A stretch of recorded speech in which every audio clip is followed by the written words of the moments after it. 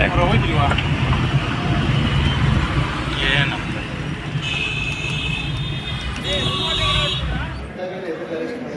ಅಲ್ಲ ಸರ್, ಅದೇ ಯಾಕೆ ಈ ಒಂದು ಪ್ರಕರಣದಲ್ಲಿ ನಿಮ್ಮ ಪಾತ್ರ ಇಲ್ಲ ಅಂತ ಹೇಳಿದ್ರಿ? ಯಾಕೆ ನಿಮ್ಮನ್ನ